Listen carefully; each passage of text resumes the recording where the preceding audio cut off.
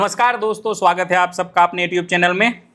जैसे पिछले वीडियो में हमने बात की थी कि भाई कुछ अच्छे एमसीक्यू, अच्छे कंटेंट जो कि नीट 2025 में आने वाले हैं, बिल्कुल आज वही टाइप के कुछ आगे एमसीक्यू हम करने वाले हैं। 15-15 एमसीक्यू का पोर्शन आपको हर दिन मिलता जाएगा।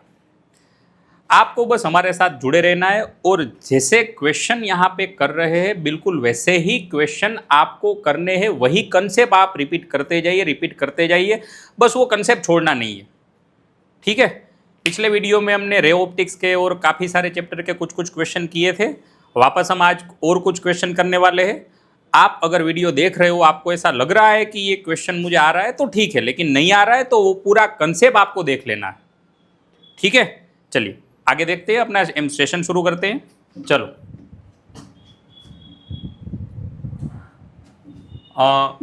when measuring width of cylindrical rod by vernier caliper और स्क्रू गेज दोनों ही अच्छे से देख लो।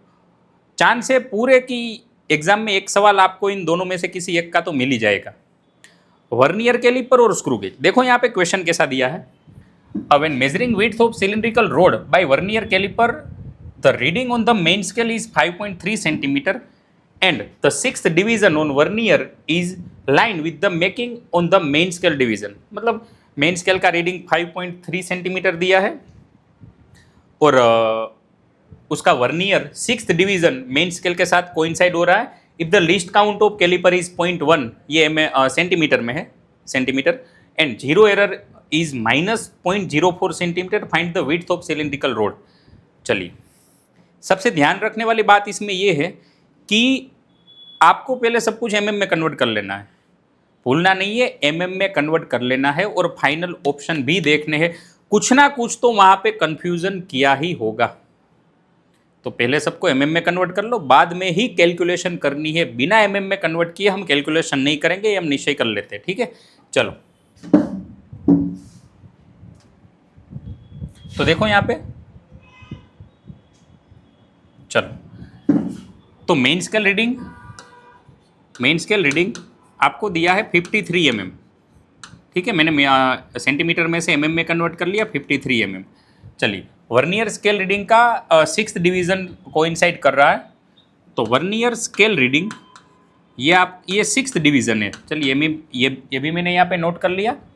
चलिए, लीस्ट काउंट दिया है 0.01 सेंटीमीटर है, ये सेंटीमीटर, तो मैं 0.1 mm कर लूँ, 0.1 mm। चलो ठीक है, कोई दिक्कत नहीं।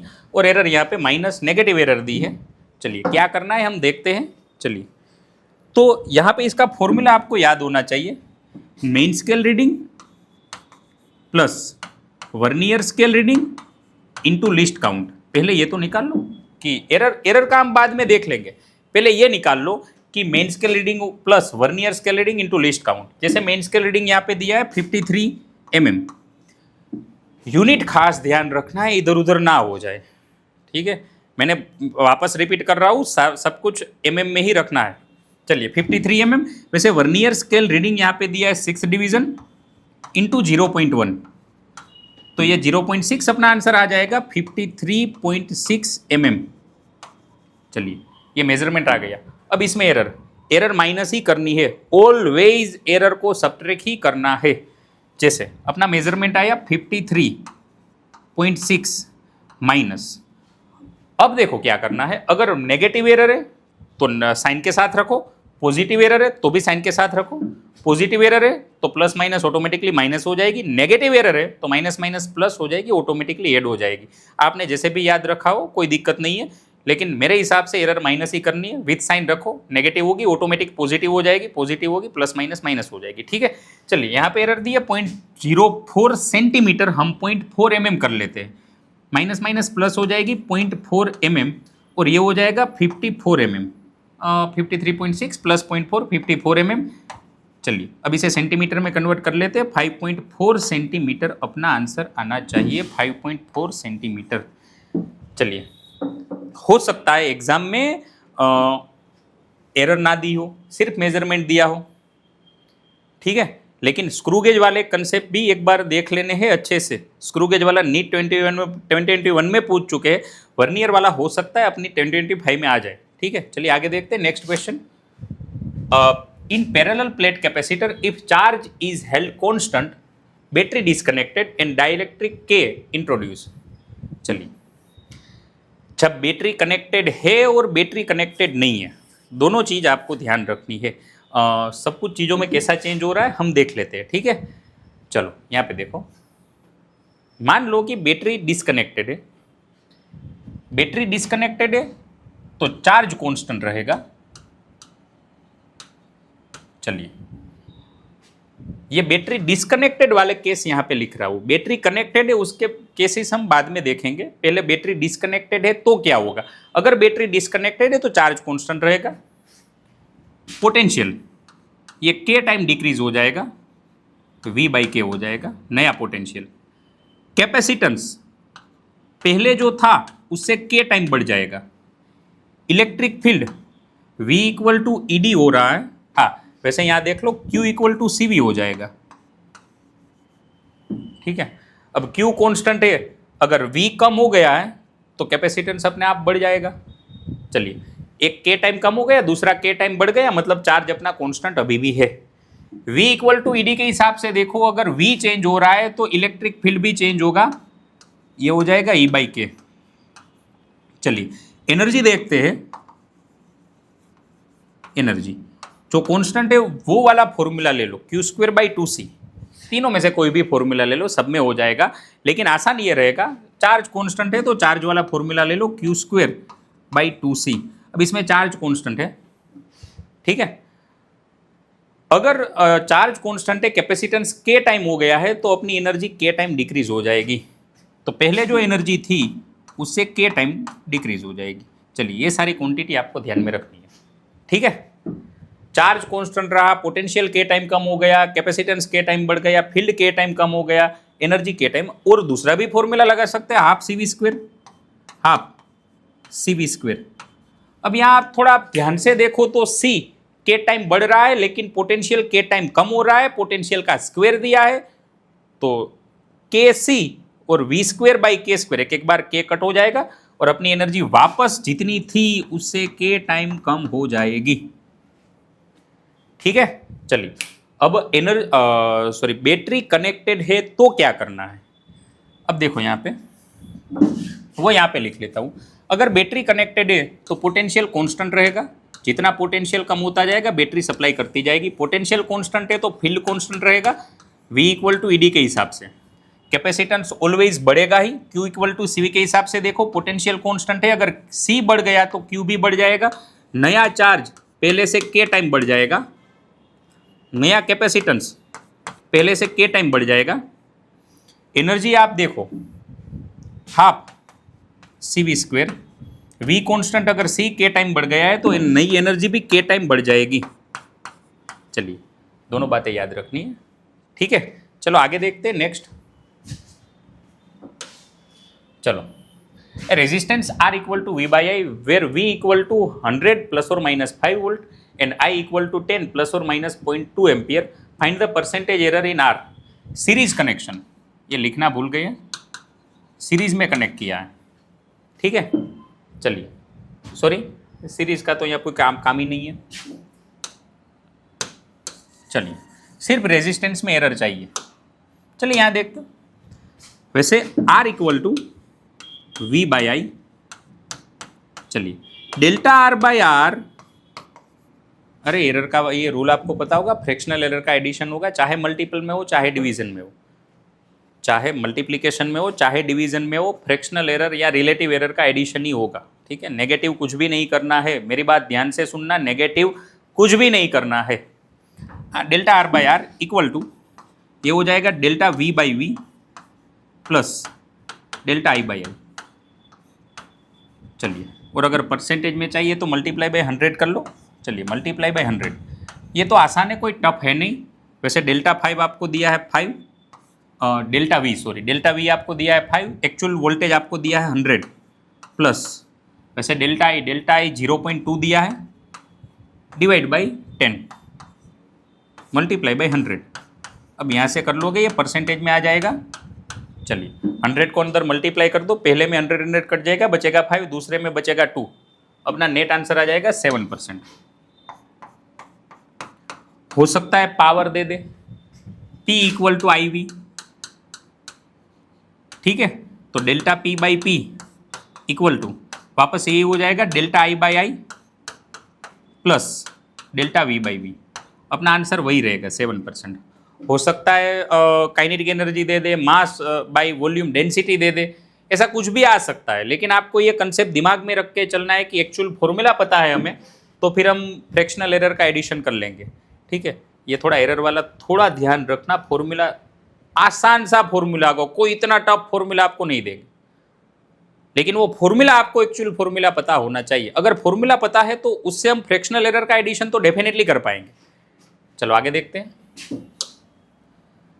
Deflection in moving coil galvanometer falls from 60 division to 50 division when shunt of 10 ohm is applied what is the resistance of galvanometer. चलिए पहले यहां से करंट जा रहा था, चलिए अपने गैल्वेनोमीटर में शंट कोई कनेक्ट किया नहीं था, नॉर्मली करंट जा रहा है यहां से, तब ये गैल्वेनोमीटर 60 डिवीजन दिखा रहा है। अब क्या हुआ, आपने शंट कनेक्ट कर दिया, पैरेलल में शंट कनेक्ट कर दिया, अब ये शंट में से कुछ करंट चला गया। शंट लगाने की क्या क्या एडवांटेज है वो भी हमने पढ़ रखा है, तो शंट यहाँ पे अप्लाई हुआ तो करंट उसमें से चला गया। तो यहाँ क्या हुआ, ये डिवीजन 50 डिवीजन तक चला गया, करंट थोड़ा कम गया उसमें, 50 डिवीजन तक ये अब डिफ्लेक्ट कर रहा है। तो शंट जो है वो 10 ओम का है, 10 ओम का। हमें चाहिए कि ये गैल्वेनोमीटर का रेजिस्टेंस क्या हो जाएगा। चलिए ये तो हमें पहले पता है कि पहले करंट जा रहा था नेट आई, जब पूरा करंट गैल्वेनोमीटर में से जा रहा था तब ये डिफ्लेक्शन कर रहा था 60 डिग्री। उसके बाद जब शंट कनेक्ट हुआ तब गैल्वेनोमीटर में से करंट जा रहा है IG, वो हमें पता है। करंट जितना ज़्यादा पास होगा डिफ्लेक्शन उतना ज़्यादा होगा। जितना करंट बढ़िया, जितना करंट उसमें से ज़्यादा पास हो रहा है डिफ्लेक्शन उतना ही बड़ा होगा। तो शुरू में करंट जा रहा था, पूरा करंट इसमें से जा रहा था 60 डिवीज़न ये डिफ्लेक्ट हो रहा था, फिर गैल्वेनोमीटर में से करंट IG जा रहा है और डिफ्लेक्शन 50 डिवीज़न तक हो रहा है। तो क्या मैं ये कर लूँ IG बाई आई, जब सिर्फ गैल्वेनोमीटर हमने कनेक्ट किया था। चलिए जब हमने सिर्फ गैल्वेनोमीटर कनेक्ट किया था तब 60 डिवीज़न, शंट कनेक्ट किया है तो 50 डिवीज़न, ये आ गया अपना 1/4। चलिए अब शंट का फॉर्मूला लगा दो। शंट का फॉर्मूला कुछ ये है, S equal to GIG by I minus IG। चलिए यहाँ पे वैल्यू रख दो, IG की वैल्यू रख दो, IG की वैल्यू यहाँ पे हो जाएगी I/4। चलिए शंट की वैल्यू में दी थी 10 ओम। चलिए 10 ओम गैल्वेनोमीटर के रेजिस्टेंस हमें चाहिए, IG की वैल्यू हमें पता है I/4, I माइनस I/4, ठीक है। तो क्या हो जाएगा, आई तो कॉमन निकल के कट जाएगा, यहाँ पे हो जाएगा 10 इक्वल टू G, यहाँ बचा 1/4, 1 माइनस 1/4 माने 3/4, 4 कट जाएगा, G की वैल्यू आ जाएगी 30 ओम। चलिए तो ये थोड़ा कंसेप्ट आपको पता होना चाहिए, I प्रोपोर्शनल टू थीटा वाला। चलिए नेक्स्ट आगे देखते हैं। The phenomenon of protection against any external magnetic field is called. चलिए जैसे इलेक्ट्रोस्टैटिक शील्डिंग है, इलेक्ट्रिक फील्ड से किसी चीज़ को बचाना है तो वो किसी कंडक्टर में प्लेस करनी चाहिए। वैसे ही अगर एक्सटर्नल मैग्नेटिक फील्ड से हमें उसे प्रोटेक्ट करना है तो वो मैग्नेटिक शील्डिंग हो जाएगा। और मैग्नेटिक शील्डिंग का दूसरा नाम मैग्नेटिक स्क्रीनिंग भी है। जैसे कोई रिंग में आपने कोई मेटल ऐसी है जो कि मैग्नेटिक फील्ड को अपोज कर रही है, अगर वो फील्ड में किसी बॉडी को रख दिया तो मैग्नेटिक फील्ड जितना यहाँ से आएगा वो बाहर से निकल जाएगा, अंदर तो मैग्नेटिक फील्ड लाइन कोई पास ही नहीं होगी। तो एक्सटर्नल मैग्नेटिक फील्ड से प्रोटेक्ट करने के लिए बॉडी को इसमें रखा जाता है, ये कहा जाता है मैग्नेटिक शील्डिंग या तो मैग्नेटिक स्क्रीनिंग। दोनों वर्ड आपको दिमाग में रखने, साथ में इलेक्ट्रोस्टैटिक शील्डिंग भी आपको याद रखना है। वो इलेक्ट्रिक फील्ड से प्रोटेक्ट करने के लिए होता है, उसमें कोई फील्ड होता नहीं है, तो अपना बॉडी अंदर प्रोटेक्टेड रहता है, ठीक है। चलिए आगे देखते हैं next. Two identical dipole each of magnetic moment 2 ampere per ampere metre square are placed at a separation of 2 metre with their axis perpendicular to each other, what is the magnetic field at a point midway between the dipole. चलिए यहाँ पे option थोड़े गलत है। चलिए तो क्या है, हमारे पास दो मैग्नेटिक डाइपोल है, डाइपोल मोमेंट दोनों की 2 एम्पियर मीटर स्क्वायर दी है। चलिए और दोनों ही एक दूसरे से 2 मीटर की दूरी पे है और परपेंडिकुलर रखी है। चलिए यहाँ देखते हैं, एक डाइपोल ऐसे है, एक डाइपोल ऐसे है, एक डाइपोल ऐसे है। चलिए मैग्नेटिक डाइपोल क्या बताया है, dipole moment 2 ampere metre square दी है। डाइपोल मोमेंट माने कैपिटल एम हम मान लेते हैं, 2 मीटर एम्पियर मीटर स्क्वायर हमें बताइए। ठीक है, दोनों के बीच की दूरी 2 मीटर है, तो यहां से लेके इसके सेंटर तक की दूरी 2 मीटर। चलिए 2 मीटर। अब आगे ये बताया है कि magnetic field eight point midway between the dipole. चलिए इसका एग्जैक्ट मिड पॉइंट यहां पे आएगा जो कि इससे 1 मीटर दूरी पे होगा और इससे भी 1 मीटर दूरी पे होगा। चलिए दोनों से 1 मीटर की दूरी पे होगा। ठीक है, अब क्या होगा, यहां पे नेट फील्ड चाहिए। तो एक डाइपोल की वजह से ये एक डाइपोल के लिए एक्सिस वाला पॉइंट है देखो, और दूसरी डाइपोल के लिए ये इक्वेटोरियल वाला पॉइंट है देखो। एक डाइपोल के लिए एक्सिस वाला पॉइंट, दूसरी डाइपोल के लिए इक्वेटोरियल वाला पॉइंट। तो एक के मान लो ये डाइपोल, ये एन है, ये एस है। चलिए इसकी वजह से मैग्नेटिक फील्ड कुछ ऐसे हुआ। मान लीजिए ये एन है, ये एस है।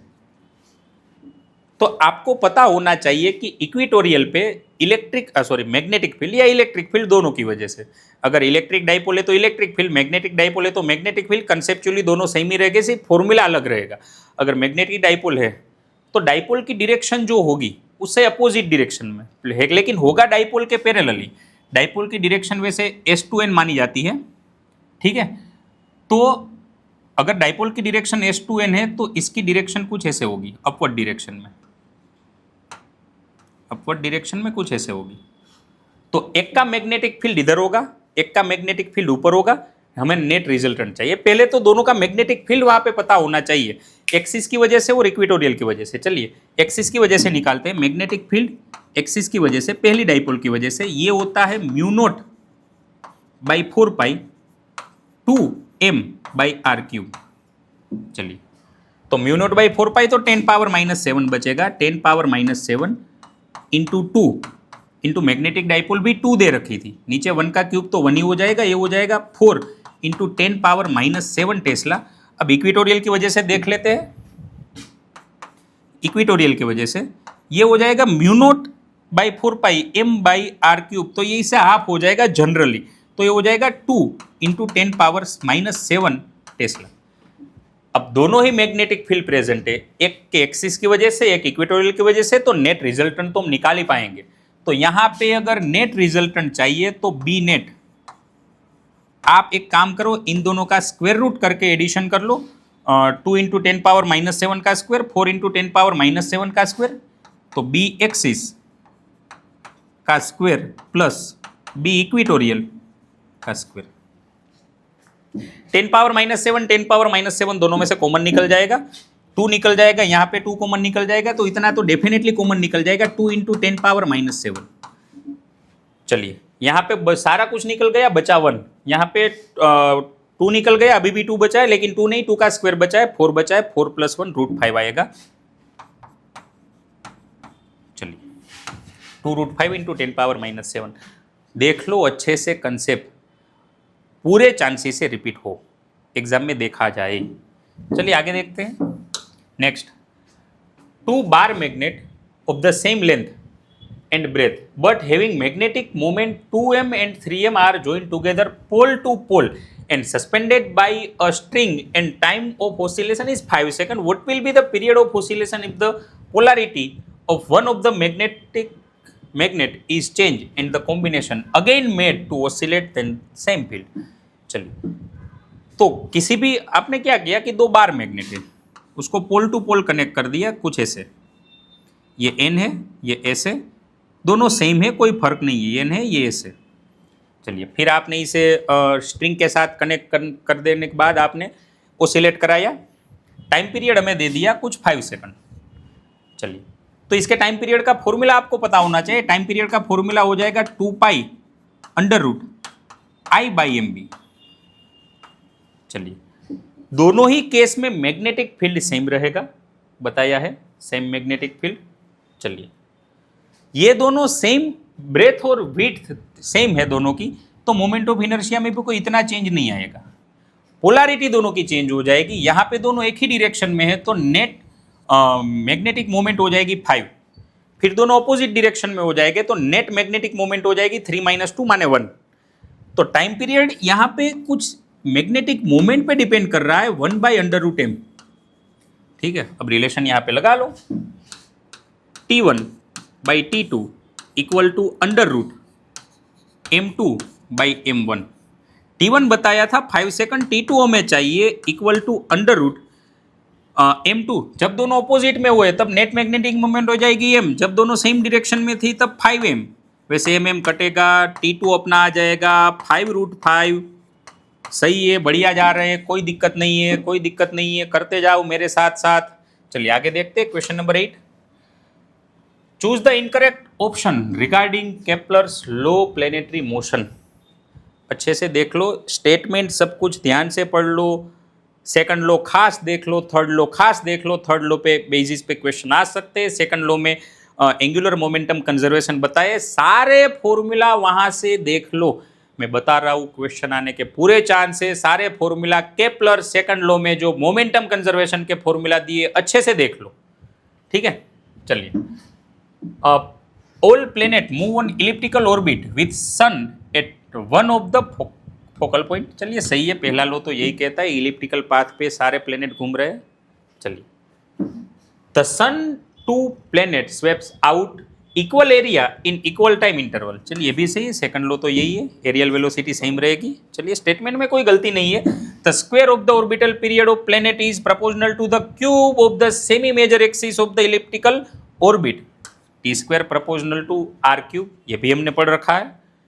Angular momentum is not conserve in Kepler's law planetary motion, ये स्टेटमेंट गलत है। पहले 3 सही है, तो ये आपको थोड़े केप्लर्स लॉ वाले जो पोर्शन है ग्रेविटेशन में थोड़ा ध्यान से देख लो, ये छोड़ना नहीं है भाई। चलो आगे देखते हैं। Which of the following is correct order magnitude of the magnetic strength. चलिए, तो मैग्नेटिक फील्ड की स्ट्रेंथ हमें निकालनी है। यहाँ पे मैग्नेटिक फील्ड क्या हो जाएगा, इस ये पॉइंट पे, इसकी वजह से तो कोई मैग्नेटिक फील्ड होगा नहीं, इसकी वजह से भी कोई मैग्नेटिक फील्ड होगा नहीं। चलिए, जो वायर पास हो रहा है, अगर मान लो वायर में से करंट ऐसे पास हो रहा है तो ये पूरी लाइन में या पीछे कहीं पे भी मैग्नेटिक फील्ड ये वायर की वजह से नहीं होगा, ये तो हमें पता होना चाहिए।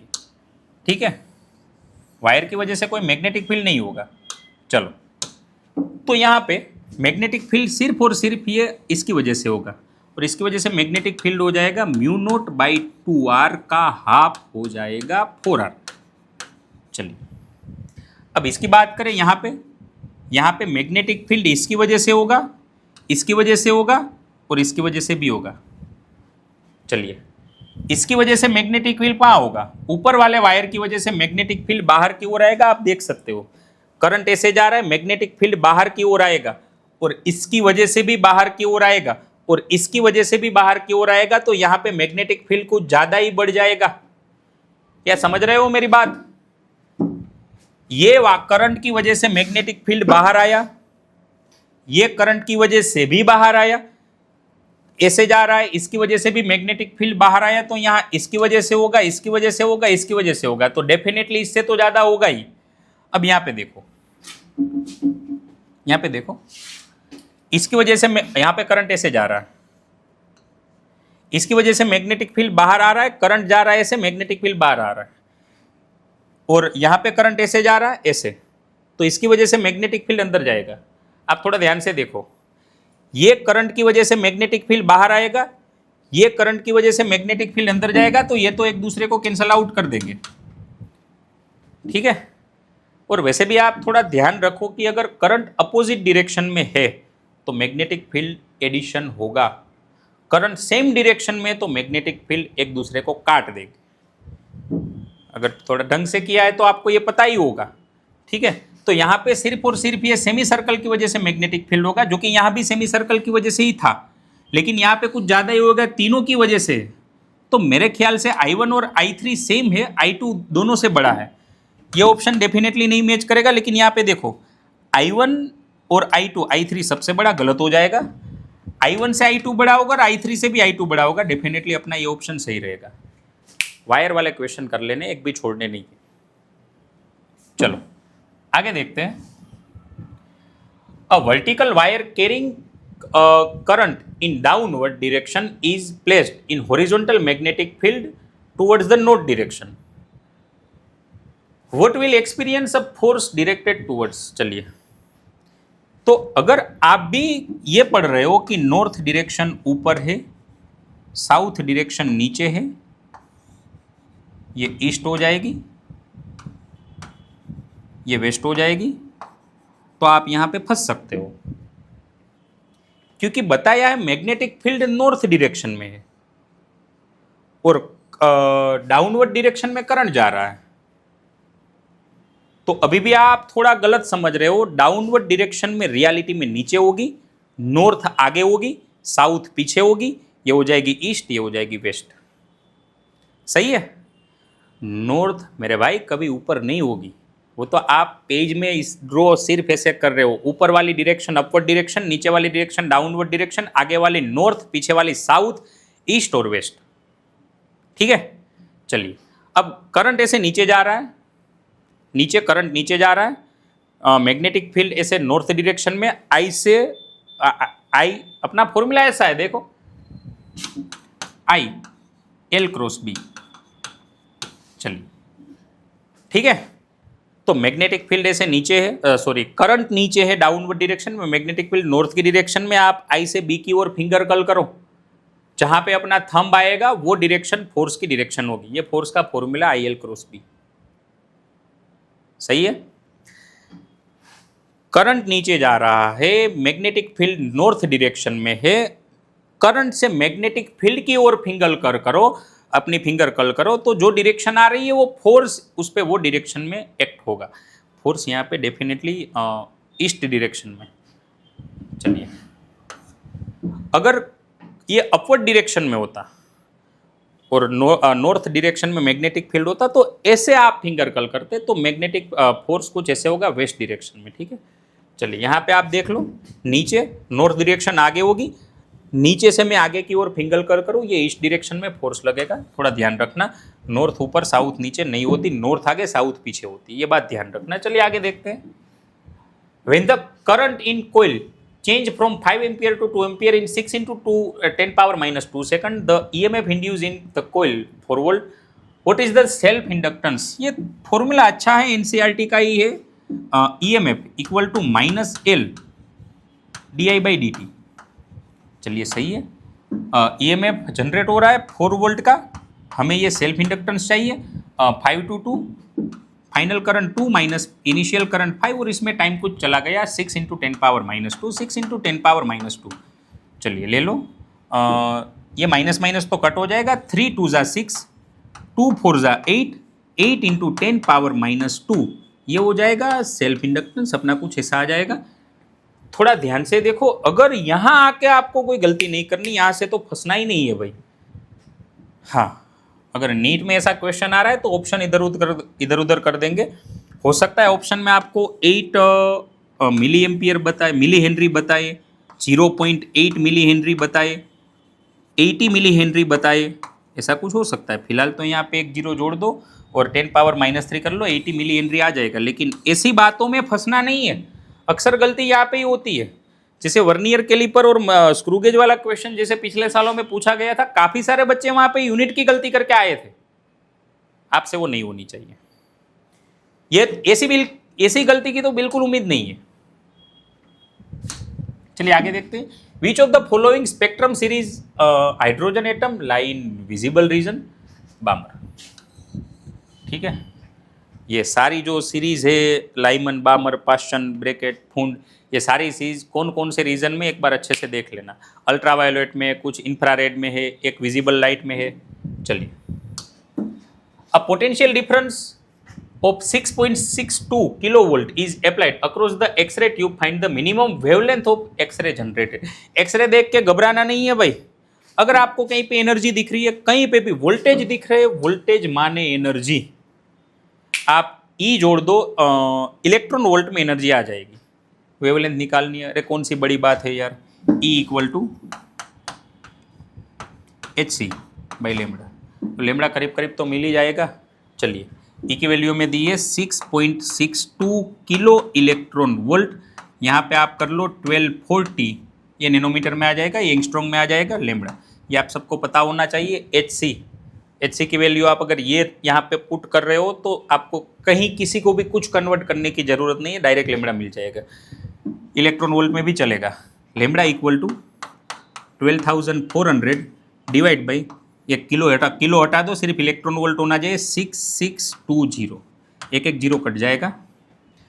अब देखो 600 2 ज़ा 1200 हो जाएगा. ये अपना 662 है तो ये 2 से भी कम आंसर आना चाहिए. 5 तो बिल्कुल नहीं आएगा, 6.2 बिल्कुल नहीं आएगा, 2 से थोड़ा कम माने 1.8. जी बिल्कुल सही है और आसान भी है. आ सकते हैं ऐसे क्वेश्चन, 19-20 में 2 साल पूछ लिए थे ऐसे क्वेश्चन, तो आपको ध्यान रखना है. आगे देखो, choose the correct option regarding Newton's law of gravitation. चलिए देखो यहाँ पे, इट कैन बी एट्रैक्टिव और रिपल्सिव. नहीं भाई, ये थोड़ी है कुलम फोर्स है. एट्रैक्टिव रिपल्सिव दोनों टाइप के नहीं हो गए. न्यूटन्स लॉ ग्रेविटेशनल फोर्स सिर्फ एट्रैक्टिव टाइप का ही है. चलिए, और अपना वो भी ध्यान रखना है, कुलम फोर्स दोनों टाइप के हैं, न्यूक्लियर फोर्स ये भी दोनों टाइप के हैं. एट्रैक्टिव भी है, रिपल्सिव भी है. एट्रैक्टिव कब है? आपने पढ़ा होगा कि थोड़े डिस्टेंस पे एट्रैक्टिव है और न्यूक्लियन काफी पास आ जाए, काफी पास कुछ पर्टिकुलर डिस्टेंस वहां पे बताया, उससे भी पास आ जाए, तब ये रिपल्सिव टाइप का बिहेव करता है. तो ये भी दोनों टाइप का है. हाँ कंडीशनली है लेकिन है दोनों टाइप का. कुलम फोर्स दोनों टाइप का, न्यूक्लियर फोर्स एट्रैक्टिव भी है, रिपल्सिव भी है. कुछ लिमिट के बाद ये रिपल्सन करने लगता है, बाकी एट्रैक्टिव है, कुछ हद तक एट्रैक्शन करता है, फिर वो रैपिडली डिक्रीज हो रहा है. ये तो सिर्फ और सिर्फ एट्रैक्टिव ही है. तो ये पहला स्टेटमेंट गलत हो जाएगा. It is independent of the medium of particle, ये बिल्कुल सही है. कुलम फोर्स वो मीडियम पे डिपेंड करता है, यहाँ पे ये मीडियम पे डिपेंड नहीं करता. वहाँ पे आप लिखते हो 1/4 epsilon not. Epsilon not is the permittivity of vacuum. अगर मीडियम है तो आपने पढ़ा होगा के टाइम फोर्स कम हो जाएगा, हाँ या ना. लेकिन आपने कहीं पे नहीं पढ़ा होगा कि मीडियम बीच में आ जाने से ग्रेविटेशनल कांस्टेंट जी की वैल्यू चेंज हो जाएगी. जी तो यूनिवर्सल ग्रेविटेशनल कांस्टेंट है, मीडियम हो ना हो उससे कोई फर्क नहीं पड़ता, जी कांस्टेंट है अपना. चलिए, तो बिल्कुल सही है. It is an action reaction pair. जी हाँ बिल्कुल, ये भी सही. एक्शन रिएक्शन पेयर 2 बॉडी पे लगते हैं, पहला दूसरे पे जितना लगाएगा दूसरा पहले पे उतना ही लगाएगा. इट इज 2 बॉडी इंटरेक्शन, ये भी सही है. पॉइंट मास के लिए ही एप्लीकेबल है, ये भी सही है. 2 बॉडी इंटरेक्शन, ये भी सही है. 2 बॉडी फोर्स लगा रहे तो उस पर तीसरे की कोई इफेक्ट नहीं होगी, ठीक है. और हम ये सुपर इम्पोजिशन लॉ भी पढ़ रहे हैं, किसी एक पार्टिकल पे कुछ ज़्यादा ही पार्टिकल फोर्स लगा रहे हैं तो सुपर इम्पोजिशन वाला लॉ हम अप्लाई करते हैं कि 2 मास पार्टिकल के बीच जो फोर्स इंटरेक्शन होगा उस पर तीसरे किसी की इफेक्ट नहीं होगी. It is a conservative force, बिल्कुल सही है. 2, 3, 4, 5 ये तीनों सही है. चलिए आगे देखते हैं. Next, identify the logic operation carry out by the combination of the gate. चलिए गेट बताना है, ये आपके लिए कोई बड़ी बात नहीं होगी. जैसे ये नोट गेट है, ये भी नोट गेट है. ये गेट ध्यान में रखो, एनसीईआरटी के ही क्वेश्चन है. ये नोट गेट है भाई दोनों. कब नोट गेट है ये? जब दोनों इनपुट एक साथ जोड़ दिए जाए, चाहे नोर गेट हो चाहे नॉन गेट हो, दोनों इनपुट आप एक साथ कनेक्ट कर दो तो ये नोट गेट की तरह बिहेव करेगा. चलिए पहले तो हम ऐसे ही देख लेते हैं. मान लो यहाँ से ए गया, यहाँ पे निकला ए बार, यहाँ से बी गया, यहाँ से निकला बी बार. ए और बी बार का यहाँ पे डॉट हो रहा है, ए बार बी बार, ये एंड गेट है डॉट, और आगे नोट भी लगाया है तो ऊपर बार हो जाएगा. आप इसे इंडिविजुअल बार दे दो तो ये हो जाएगा ए बार का बार और ये डॉट का प्लस हो जाएगा बी बार का बार. ये हो जाएगा ए, हो जाएगा बी. ए का उल्टा वापस उल्टा ए हो जाएगा, बी का उल्टा, दूसरी बार उल्टा करो बी हो जाएगा, फाइनली अपना आंसर आएगा ए प्लस बी। ए प्लस बी दिखा रहा है और गेट। अगर मान लो ऐसे आपको नहीं समझ आ रहा है तो फिर यहाँ पे वो ट्रूथ टेबल बना लो, ये ए, ये बी, ये ए बार, ये बी बार और यहाँ पे फाइनल आउटपुट। चलिए 1 1 डाल दिया तो यहाँ से बाहर निकले 0 0 हो गए। ये 0 0 का 0 रखेगा और इसका उल्टा आगे वाला ये 1 कर देगा। चलिए 0 0 डाल दिए तो ये 0 0 डालने से ये 1 1 हो जाएगा, 1 1 का 1 रहेगा, 1 का उल्टा 0 करेगा, 1 1 हो जाएगा, 1 का उल्टा 0 कर देगा। ऐसे तो आप ट्रूथ टेबल तो बना ही सकते हो, ठीक है। चलिए 1 0 डाल दिया, 0 1 हो गया, 1 0 का ये 0 रखेगा, 0 का उल्टा 1 हो जाएगा। 0 1 डाल दिया, ये 1 0 हो गया, 1 0 का 0 और उसका उल्टा 1 कर देगा। तो सिर्फ एक में ही 0 आ रहा है, 1 1 का 1 रह रहा है, 1 0 का 1 है, 0 1 का 1 है, सिर्फ 0 0 का 0 है, ये तो डेफिनेटली और गेट है, ठीक है। चलिए आगे देखते। अच्छा खत्म हो गए, ठीक है। कल वापस हम आएंगे, बिल्कुल ऐसे ही 15 MCQ करेंगे और ऐसे अपन चलाते रहेंगे। आपको सिर्फ और सिर्फ ये देखना है कि मैं यहाँ पे जो भी कराऊँ आपको एक बार अच्छे से देख लेना है। कुछ ना कुछ तो डेफिनेटली अपना फायदा होगा ही होगा, ठीक है। तो बने रहना है मेरे साथ। कल वापस आपको ऐसा और MCQ मिल जाएंगे 15 MCQ। बस आपको कुछ करना नहीं है। अगर आपको ऐसा लग रहा है कि भाई अपने MCQ हो रहे हैं तो आप इंटू 2 में कट कट कर सिर्फ और सिर्फ MCQ सोल्व कर लो, पूरा देखना भी नहीं है, सिर्फ MCQ सोल्व कर लो तो भी आपका काम हो जाएगा, ठीक है। अपना मोटिव सिर्फ यही है कि अपने बच्चे जितने यहाँ से देख रहे हैं सारे के सारे फिजिक्स में 100 120 130 तो क्रॉस हो ही जाए, ठीक है। चलिए मिलते हैं फिर अगले लेक्चर में। Thank you very much.